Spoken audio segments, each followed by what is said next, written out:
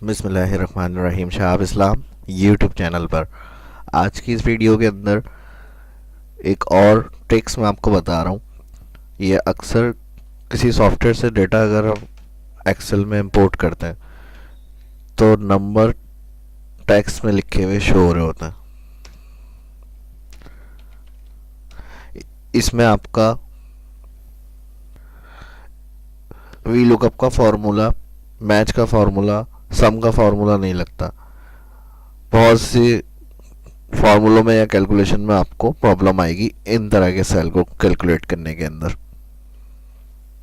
इसमें यहाँ पर सम लगाएं, इक्वल सम bracket open, all value select, bracket close, inter. नहीं लगेगा, जीरो आ गया। इसको नंबर में कन्वर्ट करने के लिए एक तरीका तो हम ये कर सकते हैं कि इसे पूरा सिलेक्ट करें और यहाँ पर जिन सेल में ये ग्रीन सा सिंबल शो हो रहा है उनको सिलेक्ट करें। सिलेक्ट करने के बाद टॉप में ये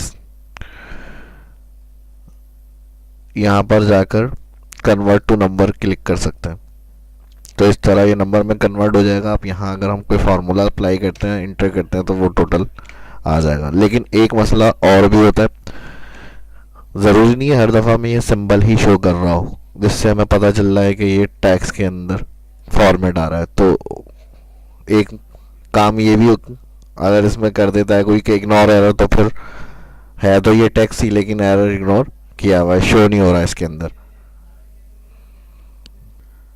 तो आप एक काम इसके लिए ये कर सकते हैं कि इसे सिलेक्ट करके कॉपी किसी और जगह पेस्ट करें, तो वहाँ पर ये दोबारा से वो साइन शो करेगा। या अब इसे सिलेक्ट करें, इसे चेंज करने के लिए क्या करेंगे, पूरा सिलेक्ट करें, डेटा में टेक्स्ट टू कॉलम, फिनिश।